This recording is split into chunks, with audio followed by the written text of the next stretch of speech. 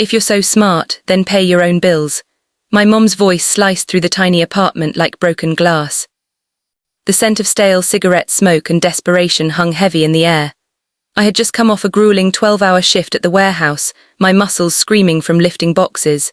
I hadn't even had time to shed my dusty work boots when my mother, Cynthia, cornered me by the chipped kitchen counter. She didn't offer a drink, she offered an ultimatum. The electric company called. Again, she declared, tossing a sheaf of crimson-coloured notices onto the counter. I need $800 by Friday, and the rent's due. I rubbed the back of my neck, the fatigue a physical weight.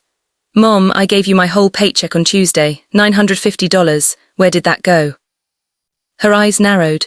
Don't you dare interrogate me, Sarah, I run this house, you're living here rent-free studying on my dime.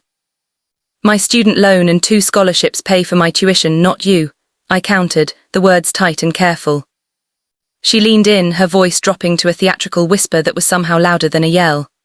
Then prove you're so grown up, pay your own bills, all of them, get your own place since you think you're too good for me. Something inside me, a long-suffering wire stretched taut for 22 years, finally snapped. It wasn't the request for money, it was the insult wrapped around the demand, the familiar emotional whiplash. The constant portrayal of me, the working student, as the burden. I didn't argue, I didn't even meet her gaze. I simply walked past her, the silence louder than any shouting match. I went to my room, the tiny box I shared with my childhood ghosts, and started packing. A backpack, a duffel bag, my laptop, and a single worn copy of The Great Gatsby, a book she had once bought me before my father left, and she turned bitter. She followed me, her voice rising in confusion and then panic. Where do you think you're going? You can't just leave. You told me to pay my own bills, I said, my voice quiet, almost monotone. So I'm going to start for my life. I walked out into the chilly night, the apartment door clicking shut behind me, sealing a decade of resentment and financial exploitation.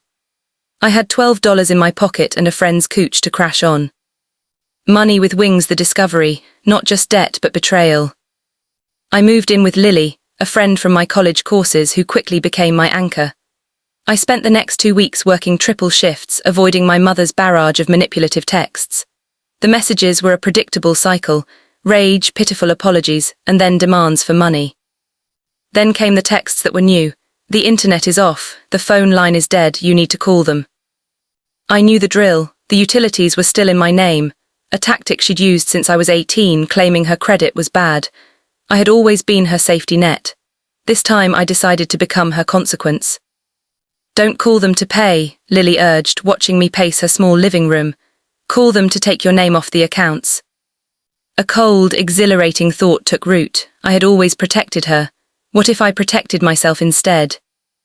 A few days later, I drove back to the apartment while she was out for her weekly bingo night.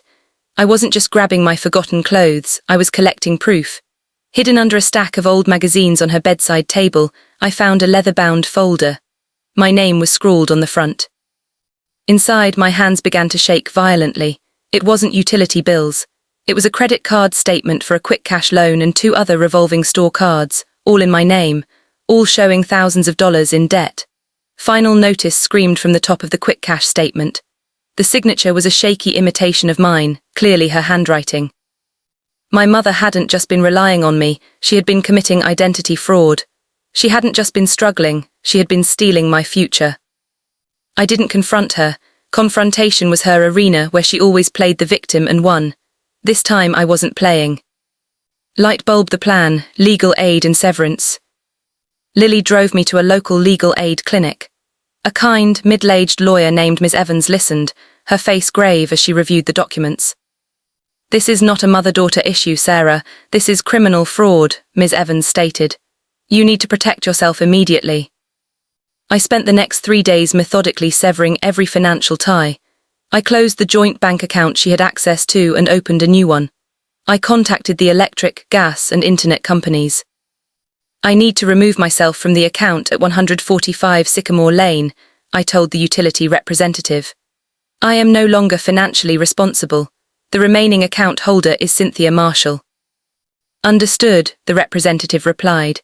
We will notify Ms. Marshall that she is now the sole party responsible for the $412 past due balance. Failure to pay within 7 days will result in service disconnection. Please note that, I reiterated, my voice steady. I will not be making any further payments. I felt a surge of cold-blooded determination. I also contacted the credit card companies and the loan agency, filing formal identity theft reports. I sent them copies of the statements, the fraudulent signatures, and an affidavit prepared by Ms. Evans. My hands were shaking, but my mind was clearer than it had ever been. She had wanted me to be independent.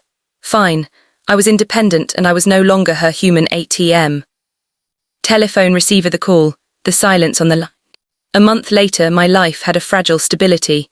I had a better-paying job at a different warehouse and was renting a small room near campus. I still hadn't spoken to my mother.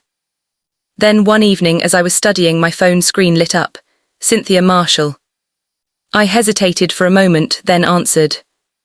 Sarah, her voice was a ragged shriek laced with genuine panic. What did you do? Why is the power off? The whole apartment is dark, I can't see anything, and the food in the freezer is spoiling. I took a slow, deep breath, remembering the cold stack of bills and the fraudulent loan statement.